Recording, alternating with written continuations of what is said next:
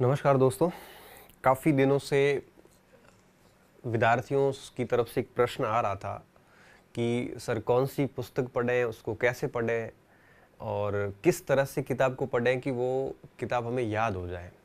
तो बहुत सारे विद्यार्थियों के मन मस्तिष्क में प्रश्न विचरण करता है कि किसी भी पुस्तक को याद कैसे करें। बहुत सारे ऐसे विद्यार्थी हैं जो कहते हैं कि सर पढ़ना स्टार्ट कर देते हैं और उसके बाद में वापस भूल जाते हैं, उसको नोट्स करें कि नहीं करें। तो आज मेरे दिमाग में आया कि उस प्रश्न का एक समाधान किया जाए। तो उसी विषय को लेकर मैं आज ये वीडियो बना रहा हूँ, ये सेशन अपन ले रहे हैं। मुझे पूरा विश्वास है कि ये वीडियो आपके लिए बहुत ही कारगर सिद्ध होगा। इस वीडियो को कंप्लीट देखना, एक एक चीज़ मैं अच्छे से क्लियर करूँगा कि कौन सी पुस्तक पढ़नी है आपको और किस तरह से उसको पढ़ना है कि वो बढ़िया तरीके से याद हो जाए। पूरा वीडियो देखोगे तभी सारी चीज़ें समझ पाओगे। तो बात शुरू करने से पहले मैं एक चीज़ जो क्लियर करना चाहता हूँ वो ये कि कुछ पूर्व धारणाएं होती है हमारे मन मस्तिष्क में। पूर्व धारणा का मतलब ये होता है कि हम किसी के प्रति कोई धारणा रखते, जैसे हमने कह दिया कि ये आदमी गलत है, हम उसको जानते ही नहीं है, पहचानते ही नहीं, कभी उससे मिले ही नहीं है, फिर भी हमारी धारणा बन गई क्योंकि हमें किसी ने कहा है या हमने कहीं पढ़ा है ऐसा उसके बारे में, तो हमारी धारणा बन गई वो गलत है। अब वो कितना भी अच्छा है ना, तो भी हमारे मन में यही रहेगा कि वो गलत है। क्यों? क्योंकि हमने पूर्व धारणा बना ली उसके बारे में ऐसी। तो बहुत सारी ऐसी पूर्व धारणाएं पुस्तकों के बारे में हमें बनी हुई, उन पूर्व धारणाओं को हटाना बहुत ज़रूरी है। वो पूर्व धारणाएं हटेगी, उसके बाद ही बाकी सारी चीज़ें होगी। तो कौन सी ऐसी पूर्व धारणा जो मैं चाहूँगा कि आप पहले वो पूर्व धारणा हटाएं, उसके बाद में मैं पॉइंट पे आता हूँ। सबसे पहली धारणा ये बनी हुई होती है कि कोई भी पुस्तक लो आप, चाहे कोई भी मार्केट में कोई किताब लाते हैं तो कोई भी पुस्तक खराब नहीं होती। हम कहते हैं ना कि ये किताब बढ़िया है, ये किताब खराब है। कोई भी किताब खराब नहीं होती, क्योंकि जब भी कोई किताब कोई लेखक किताब लिखता है तो अपनी पूरी ताकत उसमें लगाता है, अपनी पूरी जान झोंकता है। कोई भी लेखक अपनी किताब खराब लिखना नहीं चाहता, वो अपने नाम अपनी फेम खराब नहीं करना चाहता, वो अपना पूरा प्रयास करता है कि वो बेहतर से बेहतर किताब बनाए। फिर अपन उसको खराब कैसे कह सकते हैं? अपने अर्थशास्त्र पढ़िए तो अर्थशास्त्र में वस्तुओं को दो भागों में बांटा गया है, एक इन्फीरियर गुड्स, एक सुपीरियर गुड्स, मतलब उत्कृष्ट वस्तुएं और निकृष्ट वस्तुएं या घटिया वस्तुएं जैसे बोलते हैं। अब इसकी डेफिनेशन इकोनॉमिक्स में क्या है? इसकी डेफिनेशन ये है कि अगर कोई अरबपति व्यक्ति है जो मर्सिडीज, ऑडी और ऐसे रोल्स रॉयल्स ऐसी बड़ी बड़ी कार में घूमता है, तो उसके लिए स्विफ्ट, स्कॉर्पियो ऐसी गाड़ियां जो ये निकृष्ट है और उनके लिए वो उत्कृष्ट है। और एक मध्यम क्लास का व्यक्ति जो सामान्य सैलरीड पर्सन होता है, उसके लिए वो स्कॉर्पियो, वो जो भी i20, 10 जो भी है, ये सारी उसके लिए उत्कृष्ट है। क्यों? क्योंकि वो उसके लिए बेस्ट है। लेकिन उसके लिए मोटरसाइकिल है वो निकृष्ट है। और भी गरीबी नीचे चले जाते हैं, जिसकी बहुत कम आय, जिसके लिए बाइक ही है जिसके पास, उसके लिए बाइक उत्कृष्ट है, साइकिल निकृष्ट है। जिसके पास साइकिल है उसके लिए साइकिल ही उत्कृष्ट है। तो कहने का मतलब ये हुआ कि हर व्यक्ति की आय के अनुसार तय होता है कि कौन सी वस्तु उत्कृष्ट है, कौन सी वस्तु निकृष्ट है। तो उस हिसाब से अगर अपन इस बात को यहाँ पे लागू करें तो एक लेवल के अनुसार हम कह सकते हैं कि कोई आईएएस के लेवल की बुक्स नहीं होती, कोई आरपीएससी के लेवल की नहीं है, कोई पटवार के लेवल की है तो वो उससे ऊपर के लेवल की नहीं है। तो उसको लेवल की अपन तुलना कर सकते हैं, लेकिन ये नहीं कह सकती कि किताब खराब है। तो सबसे पहली धारणा आपको ये हटानी होगी कि कोई भी पुस्तक खराब नहीं होती, पुस्तकें सारी अच्छी होती है। बस उस जिस परीक्षा की हम तैयारी कर रहे हैं उसके वो लेवल की है या नहीं है। एक तो ये धारणा हटानी है, पूर्व धारणा कि कोई पुस्तक खराब नहीं होती। दूसरी पूर्व धारणा हमारे में ये बनी रहती है कि किताब में गलतियां बहुत हैं। विद्यार्थियों में बताना चाहूँगा, इस पूरी जितनी भी किताब है, ऐसी कोई पुस्तक नहीं है जो 100% त्रुटि रहित हो। उसमें कहीं न कहीं कोई न कोई तथ्य गलत होगा, क्योंकि मनुष्य गलतियों का पुतला है, गलती कर लेता है। मनुष्य करेगा या फिर वो लेखक करेगा या टाइपिस्ट करेगा या प्रूफ रीडर कर लेता है, कहीं न कहीं मिस्टेक हो ही जाती है। ऐसी कोई पुस्तक नहीं है जो 100% त्रुटि रहित हो, ऐसा कोई दावा भी नहीं कर सकता। होता यूँ है कि जैसे जैसे तथ्यों की गहराई में चले जाते हैं वैसे वैसे कुछ चीज़ें बदल जाती है। तो कहने का मतलब ये होता है कि कोई भी पुस्तक है वो त्रुटि रहित नहीं होती। हाँ, छोटी मोटी गलतियाँ सभी में रहती है, हमें उनको हमारी नज़र में आती है तो संशोधित कर लेनी चाहिए।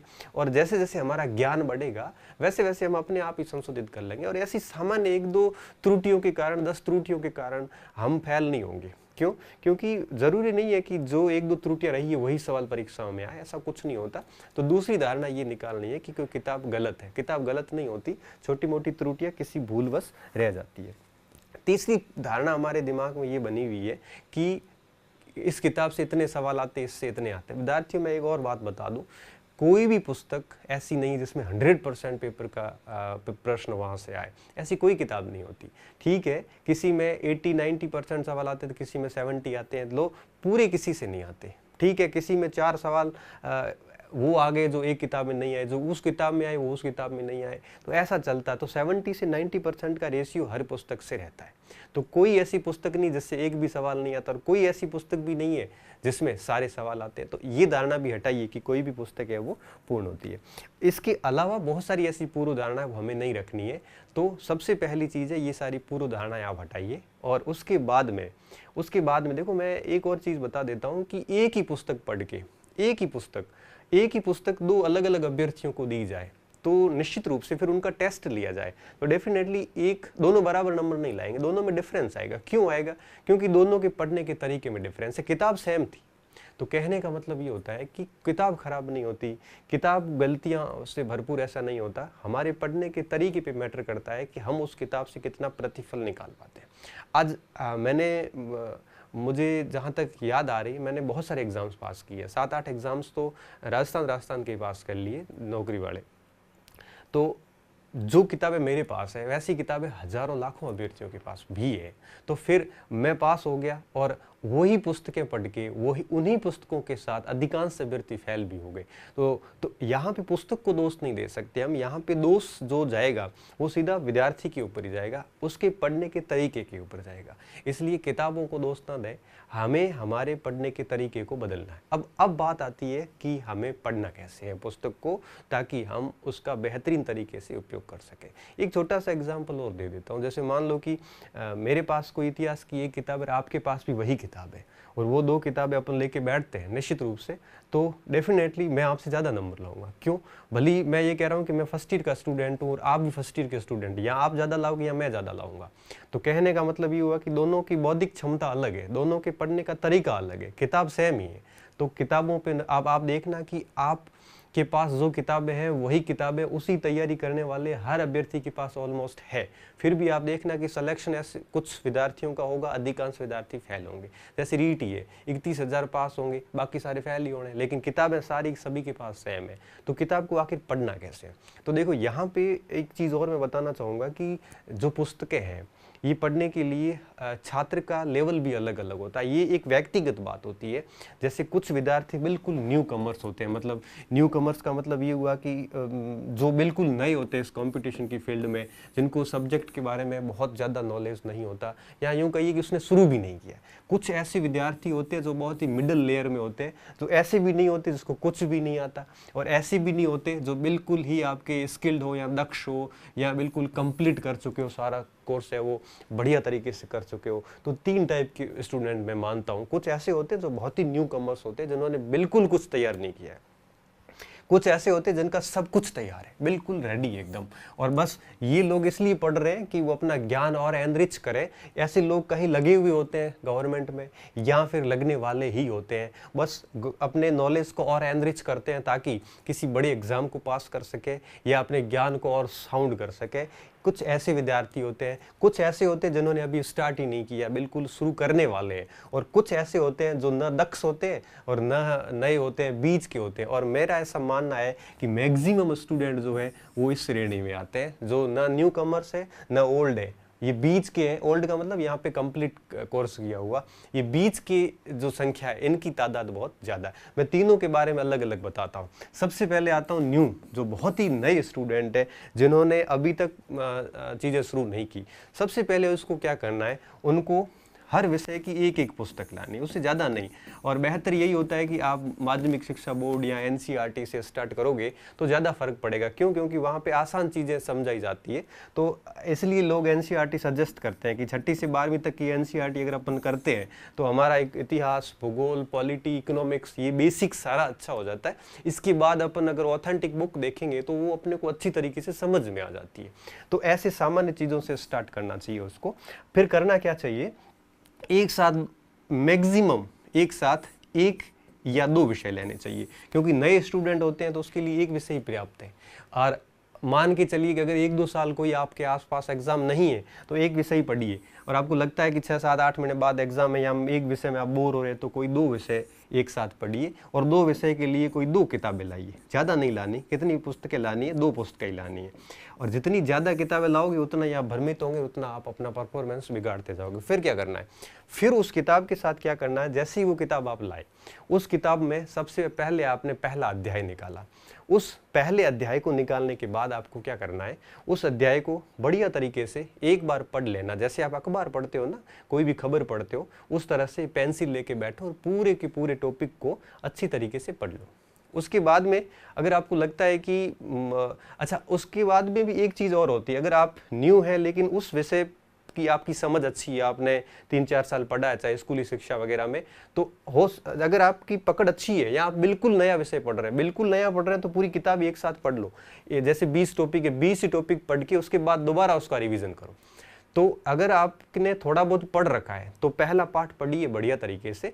पढ़ने के बाद अगर पहले पढ़ रखा है तो उसी दूसरे टॉपिक को एक बार फिर वापस पढ़ लीजिए। तो दूसरी बार जब पढ़ोगे तो फिर क्या होगा?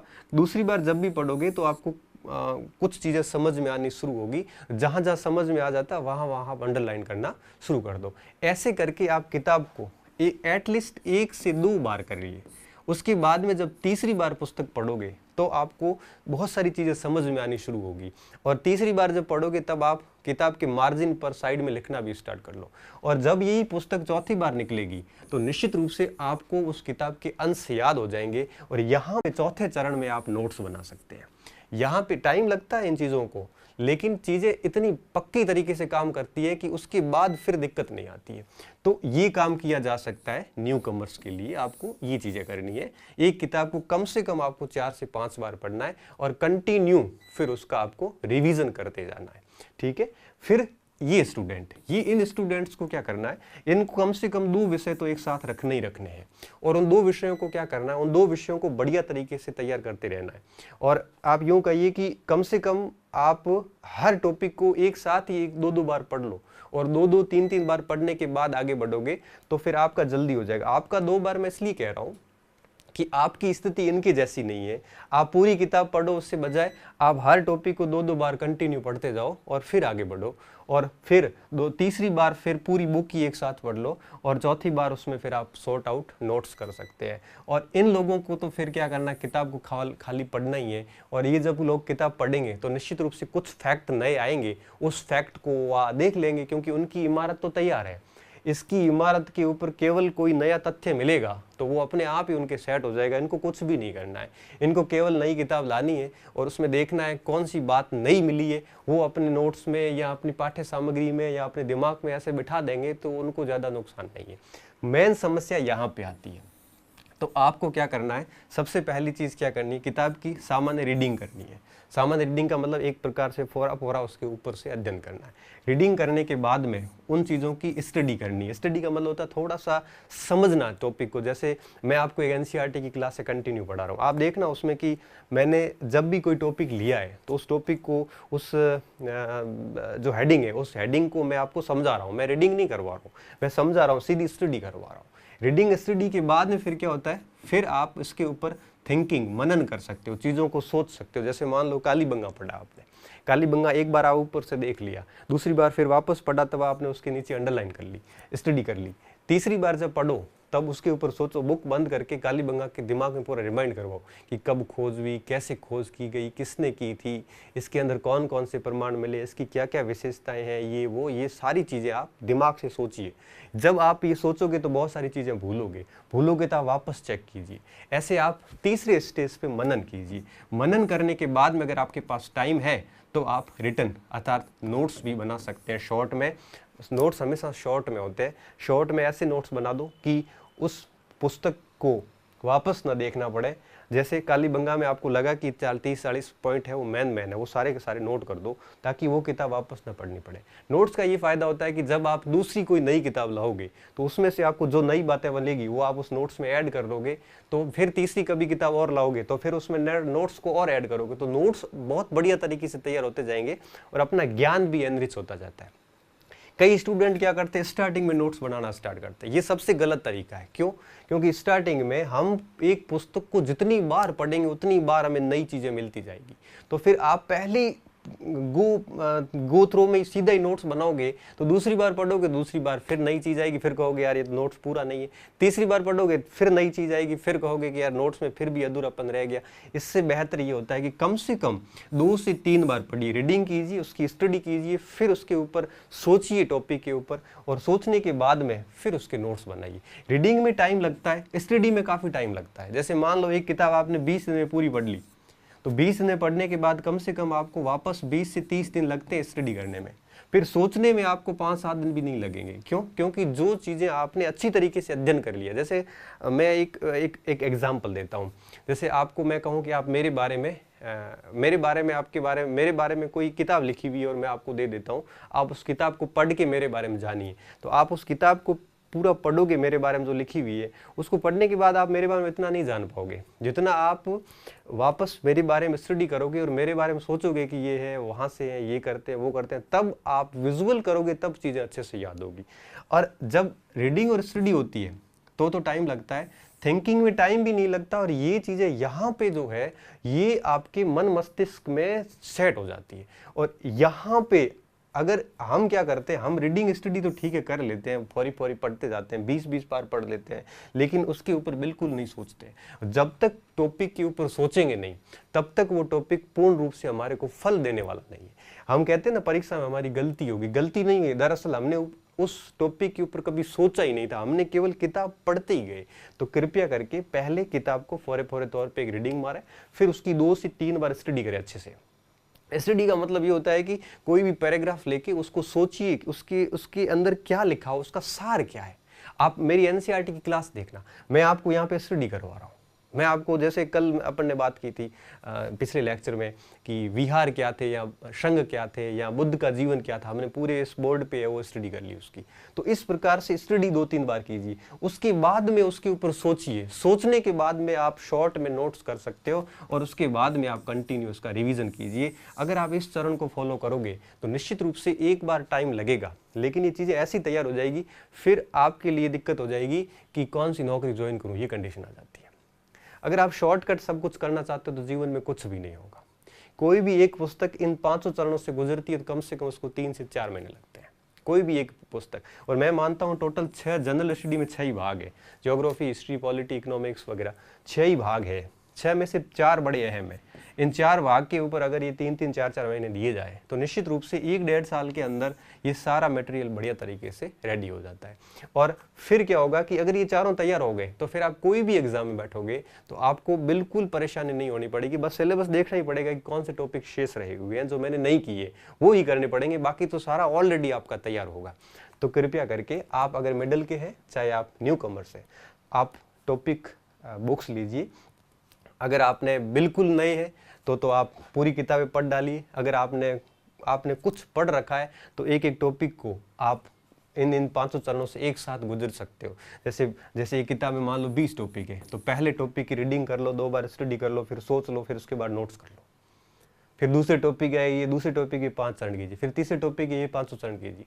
आप अगर मिडिल में हैं तो ये टॉपिक वार भी ऐसे कर सकते हैं। अगर आप बिल्कुल न्यू हैं तो पुस्तक वार ऐसे कीजिए कि 15-20 पार्ट है, पहले अच्छे से रीडिंग कर लो, फिर उसकी 1-2 बार स्टडी कर लो अच्छे से, और उसके बाद में उसको थिंकिंग, मनन कीजिए उसके ऊपर। जितना ज़्यादा मनन होगा और जितना ज़्यादा रिवीजन होगा, सफलता के 2 मूल आधार है। 100% एक्यूरेसी आएगी, एक सिंगल सवाल गलत नहीं होगा परीक्षा में अगर आपके पढ़ा हुआ आया है तो थिंकिंग और रिवीजन, ये 2 चीज़ें बहुत ज़्यादा ज़रूरी होती जो कि हम नहीं करते।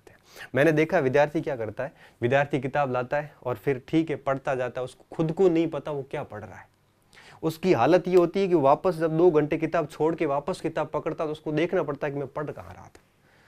ये स्थिति है हमारी। हम पढ़ते जाते हैं, पागलों की तरह देखते जाते हैं, पता नहीं कुछ समझ में आ नहीं रहा है। हम केवल रीडिंग ही करते हैं पुस्तक की, भले 20 बार रीडिंग कर लोगे कोई फर्क नहीं पड़ेगा। कम से कम आप एक बार देखो अखबार की स्टडी नहीं करते, हम रीडिंग करते हैं, न्यूज़ पढ़ के छोड़ देते हैं, हमें नहीं पता कौन से दिन क्या न्यूज़ आई थी। तो कम से कम किताब की जब रीडिंग हो जाती है तो एक परिचय हो जाता है। जब स्टडी करते हैं तब उसके बारे में हमें बहुत सारी चीज़ें गहराई से जानने को मिलती है, और जब हम उसके ऊपर सोचते हैं तो वो सारी चीज़ें हमारे मन मस्तिष्क में सेट हो जाती है, और उसके बाद में वो पॉइंट हम नोट कर लेते हैं। तो चौथे पाँचवें चरण में जाके नोट्स बनते हैं। स्टार्टिंग में ना बनाया, नोट्स नहीं भी बनाते तो भी चलता है, लेकिन नोट्स इसलिए ज़रूरी होते हैं कि फिर आगे जब दूसरी किताब लाओगे तो पहली किताब छूट जाएगी, और पहली किताब छूटेगी तो फिर उसका थोड़ा सा लॉस ये रहेगा कि बहुत सारी चीज़ें भी मन मस्तिष्क है, ये स्मृतियों की क्षमता, चीज़ों की क्षमता अधिकता के कारण स्मृतियाँ हैं वो धीरे धीरे विलुप्त हो जाती है, विलुप्त क्या कह सकते हो, विलोपित हो जाती है, तो थोड़ी दिक्कत होती है। तो ये चरण किया जा सकता है, इससे बढ़िया तरीके से काम होगा। तो आज का ये जो विषय था, उम्मीद कर रहा हूँ कि आपके लिए निश्चित रूप से ये फ़ायदेमंद सिद्ध होगा। अंत में निष्कर्षतः कह देता हूँ, कोई भी किताब लाओ उसको कम से कम एक बार उसकी रीडिंग मारो, उसके बाद उसको एक दो बार वापस पूरी स्टडी करो अच्छे से।